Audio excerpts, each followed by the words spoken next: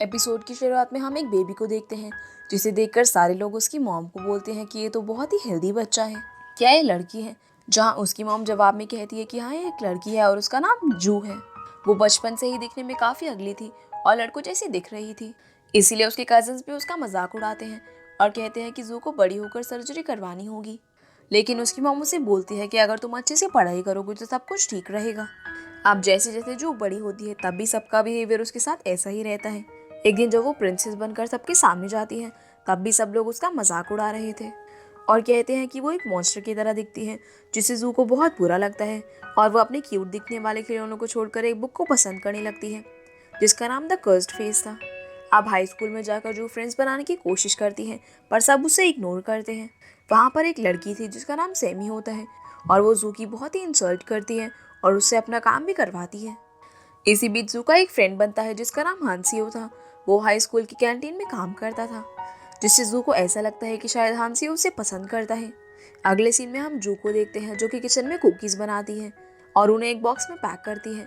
तब उसकी मॉम उसे काफ़ी डांटती है क्योंकि उसके ग्रेड्स वर्स्ट होते जा रहे थे और वो किचन में ज़्यादा टाइम बिताने लगी थी। फिर वो हांसियो के लिए एक लेटर लिखती है और उसे कुकीज़ वाले बॉक्स में पैक कर देती है। अगले दिन जू हांसियो को प्रपोज करने के लिए रेडी थी। फिर वो स्कूल जाने के लिए अपनी बस में चढ़ती है जहाँ पर उसे कोई भी सीट नहीं देता, लेकिन जैसे ही सैमी अंदर आती है तो सब उसके लिए जगह बनाने लगते हैं। अब स्कूल में जू अपना गिफ्ट बॉक्स टेबल पर रखकर चली जाती है और पीछे से सैमी और उसके फ्रेंड्स मिलकर उस बॉक्स को खोल देते हैं, जिससे उनको पता चल जाता है कि जू हांसियो को लाइक करती है और वो उसे आज प्रपोज करने वाली है। जिसके बाद जू वो बॉक्स हांसियो को गिफ्ट करती है और उसे बताती है कि वो उसे लाइक करती है। लेकिन वहाँ पर हांसियो का माइंड बदल जाता है और वो उसके गिफ्ट को फेंक देता है और उसकी इंसल्ट करता है। तभी वहाँ पर सैमी और उसके फ्रेंड आ जाते हैं और उन्होंने सब कुछ रिकॉर्ड कर लिया था, जिसे देखकर जो काफ़ी अपसेट फील करती है और कहती है कि तुम सब मुझे इतना हेट क्यों करते हो, मैंने तुम्हारे साथ क्या बुरा किया है। जिस पर सैमी जवाब में कहती है कि तुम बहुत ही अगली हो, इसीलिए तुम्हें कोई भी पसंद नहीं करता। फिर जू वहाँ से रोते हुए चली जाती है और देखती है कि सैमी ने वो वीडियो इंटरनेट पर अपलोड कर दी है। इसीलिए जू को काफ़ी बुरा लग रहा था और इतना सब सहने के बाद वो सुसाइड करने टेरेस पर जाती है, जहाँ पर उसे एक एक्टर का पोस्टर दिखता है जिसने सुसाइड कर लिया था और लोग उसे काफ़ी सारे विशेष दे रहे थे, जिसे देखकर वो अपना माइंड चेंज कर लेती है और पीछे ही हटने ही वाली थी। लेकिन तभी एक लड़का वहाँ पर आकर उसे बचा लेता है। इस लड़के का नाम लीसू था और इसे लग रहा था कि जू सुसाइड करने वाली है, लेकिन उसे नहीं पता था कि उसने अपना माइंड चेंज कर लिया था। लेकिन इस सब के बीच जू के ग्लासेस गिर गए थे, इसीलिए वो लीसू का फेस क्लियरली नहीं देख पाती।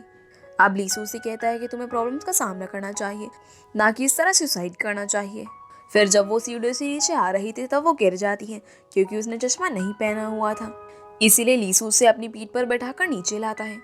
अगले सीन में हम देखते हैं कि जैसे ही जू घर पहुंचती है तो उसकी मॉम काफ़ी रो रही थी, जिस पर जू को लगता है कि उसकी मॉम उसके लिए रो रही है, लेकिन वहाँ पर कुछ और ही बात चल रही थी। इसके बाद जो अपने रूम में बैठकर सोच रही थी कि वो स्कूल कैसे जाएगी और उसे स्कूल छोड़ देना चाहिए, तभी उसकी मॉम और बहन बातें कर रही थी कि उन्हें डैड के लिए हुए कर्जे को घर बेचकर चुकाना होगा। वहीं जू के फ्रेंड्स उसे कई सारे मेकअप ट्यूटोरियल्स भेजते हैं और अगले दिन जब जू स्कूल जाती है तो लोग उस पर काफ़ी हंस रहे थे क्योंकि उसने बहुत ही फनी मेकअप किया हुआ था। फिर जब स्कूल के बाद वो घर आती है तो उसका फेस देखकर उसकी मॉम भी डर जाती है और उसे कहती है कि तुमने अपना क्या हाल बनाया हुआ है। फिर वो उसे बताती है कि हम लोग अपना ये घर बेचकर पुराने घर जा रहे हैं और तुम्हें भी दूसरे स्कूल में ट्रांसफ़र करा देंगे। ये सुनकर जो बहुत ही खुश हो जाती है क्योंकि अब उसे बुली करने वाला कोई भी नहीं होगा। इसके बाद वो अपने रूम में बैठकर बहुत सारे मेकअप ट्यूटोरियल्स देखती हैं और अगले दिन वो बहुत सारे मेकअप प्रोडक्ट खरीदने जाती हैं। फिर वो पूरी रात बैठकर खुद के ऊपर मेकअप ट्राई करती रहती है जब तक कि वो एकदम परफेक्ट नहीं हो जाता।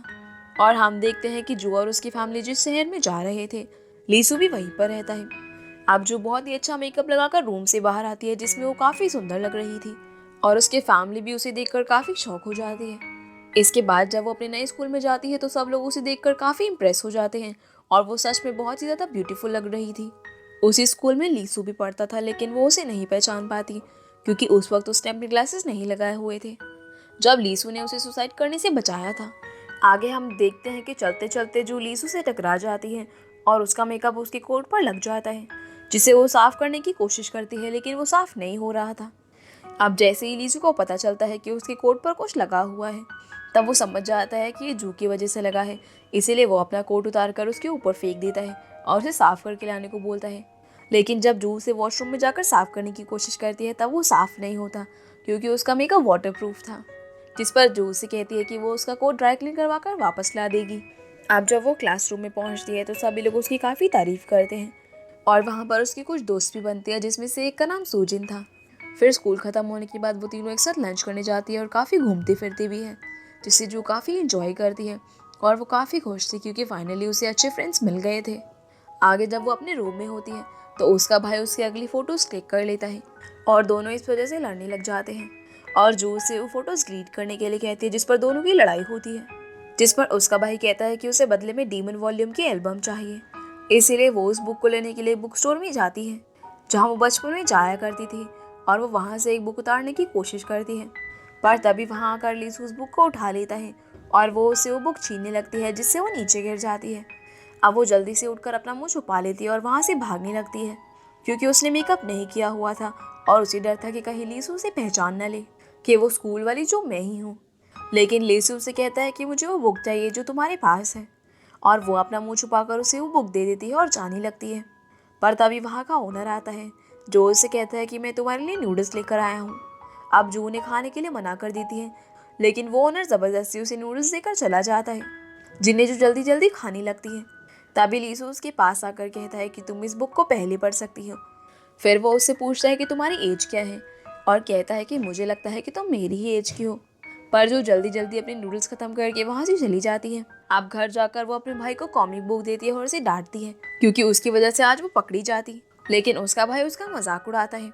वहीं दूसरी तरफ हम लीसू को देखते हैं जो कि कल रात के बारे में सोच रहा था। तभी शॉप का ओनर वहाँ पर आता है और कहता है कि जू ने सब खा लिया। तब लीसू को उसका नाम पता चलता है। अगली सुबह हम देखते हैं कि जू अपना मेकअप कर रही थी और फिर वो अपनी बहन को उसे स्कूल ड्रॉप करने के लिए कहती है। अब स्कूल जाकर जैसे ही जू लीसू को देखती है तो वो उसे देखकर डर जाती है, लेकिन लीसू उसे नहीं पहचानता और उसे इग्नोर करके चला जाता है। वहीं जू की फ्रेंड सूजिन उसके पास आती है और हम देखते हैं कि लीसू एक लड़की से लड़ रहा था क्योंकि उसने उसकी फोटो क्लिक की थी। तब लीसू से वो फोटो डिलीट करने को कहता है और वहाँ से चला जाता है। वहीं हम जू की सिस्टर को देखते हैं जो कि स्कूल के बाहर बैठी हुई थी। तभी उसकी नज़र वहाँ पढ़ाने वाले एक टीचर पर जाती है जो कि एक बच्चे के साथ खेल रहे थे। अगले सीन में हम देखते हैं कि जू एक मेकअप शॉप पर मेकअप खरीद रही थी। तभी वहाँ पर सैमी और उसकी फ्रेंड्स आ जाती हैं जिन्हें देखकर जो काफ़ी डर जाती है और उसे पहले की बातें याद आ जाती हैं कि कैसे सैमी और उसकी फ्रेंड्स उसे परेशान किया करते थे। लेकिन इस बार सैमी उसे ज़रा भी नहीं पहचान पाती और जैसे ही जू वहाँ से भागकर बाहर आती है तब वो एक बाइक राइडर को देखती है जिसके पीछे कुछ लोग पड़े हुए थे और उस बाइक राइडर की टक्कर गलती से जू से हो जाती है। तब वो उससे पूछती है कि क्या वो ठीक है, पर वो वहाँ से भाग जाता है लेकिन वो लोग उसे पकड़कर मारने लगते हैं। तब जू वहाँ लगे सायरन को बजाती है जिसे सुनकर उन्हें लगता है कि शायद पुलिस आ रही है और वो वहाँ से भाग जाते हैं। अब जैसे ही जू वहाँ से जा रही थी तभी उसके सामने वो लड़का आ जाता है और उससे पूछता है कि वो कौन है, लेकिन जो बिना कुछ कहे वहाँ से चली जाती है और उसे याद आता है कि वो उस लड़के को हेलमेट देना तो भूल ही गई। अगले दिन हम देखते हैं कि लीसू अपनी ट्रेनिंग कर रहा था। तभी वहाँ पर उसके डैड आ जाते हैं जो कि लीसू से 7 साल बाद मिल रहे थे, पर लीसू उन्हें देखकर खुश नहीं होता और जैसे ही उसके डैड उससे बात करने की कोशिश करते हैं तब लीसू उन्हें कहता है कि वो वापस क्यों आए। उसके डैड उसे अपने साथ प्रैक्टिस करने को कहते हैं, जिस दौरान उसे पुरानी बीती बातें याद आती हैं कि किस तरह से उसकी आंखों के सामने उसकी मॉम ने अपना दम तोड़ा था। और ये सब सोचकर वो अपने डैड को प्रैक्टिस के दौरान हरा कर चला जाता है। जाते जाते उसके डैड उसे साथ रहने को कहते हैं, पर लीसू उन्हें मना करके वहाँ से चला जाता है। अगले दिन हम देखते हैं कि जू उस बुक शॉप पर वापस जाती है और शॉप के ओनर से पूछती है कि क्या कल रात वाला लड़का तो यहाँ पर नहीं है, जिस पर वो ओनर उसे मना कर देता है। फिर जू अंदर चली जाती है और अंदर जाकर एक बुक देखती है जिसे देखकर उसे याद आता है कि ये बुक उसने बचपन में भी पढ़ी थी। और जैसे ही वो उसे खोलती है तो उसके लास्ट पेज में उसे एक स्टिकर भी मिलता है जो बचपन में उसने ही वहाँ पर रखा था। अब जब वो उस बुक को देख ही रही थी तभी वहाँ पर लीसू आ जाता है जिसे देखकर जो अपना फेस बुक से छुपा लेती है। पर लीसू उसे कहता है कि उसे भी एक बुक चाहिए, इसीलिए वो अपनी बुक लेकर साइड हो जाए। लेकिन जो उसे कहती है कि वो एक बुक ढूंढ रही है इसीलिए वो साइड नहीं हो सकती। तब लीसू उससे एक बुक मांगता है लेकिन वो वहाँ से गिर जाती है, पर लीसू उसे बचा लेता है और उसे डांट कर वहाँ से चला जाता है। अब यहाँ पर लीसू उसे पहचान जाता है कि ये वही लड़की है जो उस दिन सुसाइड करने वाली थी। लेकिन जू को ऐसा लगता है कि शायद लीसू को उसका सच पता चल गया है कि वो मेकअप करके सुंदर लगती है, इसीलिए वो उसे कहती है कि प्लीज तुम मेरा सीक्रेट किसी को मत बताना। जिस पर लीसू उसे हाँ कर देता है और वो दोनों काफी बातें करते हैं, जहाँ लीसू उसे बताता है कि आज उसका बर्थडे है। जिस पर लीसू उससे पूछती है कि वो बर्थडे सेलिब्रेट ना करने के बजाय बुक शॉप में क्या कर रहा है, पर वो उसे इस बात पर कुछ भी जवाब नहीं देता। फिर जो उसे कहती है कि वो उसकी बुक उसे मंडे को ला कर देगी और वो उसे वो sticker as a birthday gift देती है जो उसे अभी भी बुक के पीछे से मिला था, और उसे बर्थडे विश करके वहाँ से चली जाती है। अब घर आकर लीसू स्टिकर को देखता है और वो उसे अपने लैंप पर लगा देता है। अगले दिन हम जो को देखते हैं कि लेट होने की वजह से उसकी स्कूल बस छूट जाती है, पर एक लड़का उसके लिए वो बस रुकवा देता है और सभी लोग उसे देखकर काफी हैरान होते हैं। इसीलिए वो अपने आप को इतना सुंदर देखकर काफी खुश थी, पर वो बस में ही सो जाती है। तभी एक लड़का उसके पास बैठकर उसकी पिक क्लिक करने लगता है। तब वहाँ खड़ी उसकी एक फ्रेंड उसे ऐसा करते हुए देख लेती है और वो लड़का उस बस से उतरकर भागने लगता है, लेकिन उसकी फ्रेंड उसका पीछा करती है और उसे पकड़ लेती है। फिर वो उसे पुलिस के हवाले कर देती है। अब जो अपनी फ्रेंड्स के साथ स्कूल जाती है जहाँ पर वो लीसू को देखती है और वहाँ वो उस बाइक राइडर को भी देखती है जिसे देखकर वो शॉक रह जाती है। और हमें पता चलता है कि इस बंदे का नाम सियोजुन है जो कि लीसू और जो कि स्कूल में ही पढ़ता है। अब हम देखते हैं कि जब जो अपना खाना खा रही थी तब उसे सभी लोग देख रहे थे। जो अपना खाना खाने के बाद लीसू के पास जाती है और उसे उसका फेवरेट स्नैक देती है और कहती है कि मुझे तुम्हारी पसंद पता है, और उसे कहती है कि मुझे छत पर आके मिलो।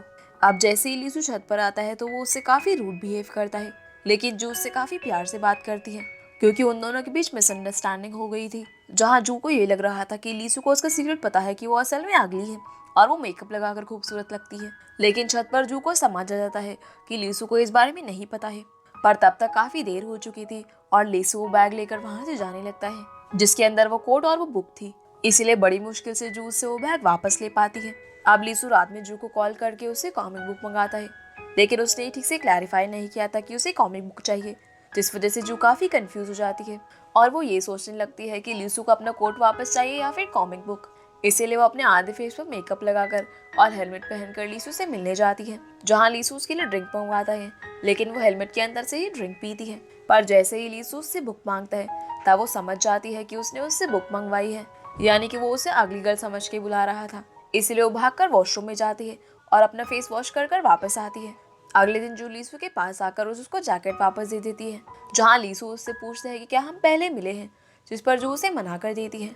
फिर वो अपनी क्लास में जाती है जहाँ पर उसकी फ्रेंड की एनिवर्सरी का सेलिब्रेशन हो रहा था, पर तभी कोई उसके फेस पर केक फेंक देता है। तब वो चिल्लाते हुए भागकर वॉशरूम की तरफ जाती है जहाँ पर पहले से ही काफी सारी लड़कियां थी, जिन्हें देखकर वो डर जाती है। और जब वो अपना मुंह धोती है तो उसकी असलियत सबके सामने आ जाती है, जिसे देखकर सभी लोग शॉक रह जाते हैं, लेकिन ये सब सिर्फ उसका एक सपना था। तभी वहाँ पर लीसू आ जाता है जो अपनी जैकेट से जू को कवर कर उसे वहाँ से ले जाने लगता है, और इसी के साथ ये एपिसोड यहीं पर खत्म हो जाता है। तो गाइस ये थी आज की वीडियो एंड आई होप आप लोगों को वीडियो पसंद आई होगी, तो वीडियो को लाइक कर चैनल को सब्सक्राइब जरूर कीजिएगा। तो आपसे फिर मिलते हैं अगले एपिसोड में, तब तक के लिए गुड बाय।